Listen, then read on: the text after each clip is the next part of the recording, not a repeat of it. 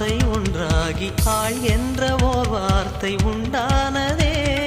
காதல் என்ற மந்திரத்தின் மாயம் என்ன, கல்லும் முள்ளும் இப்போது பூவானதே. வானவில்லின் துண்டொன்று மண்ணில் வந்து யாருக்கும் சொல்லாமல் பெண்ணானதே. தென்மேற்கு பருவ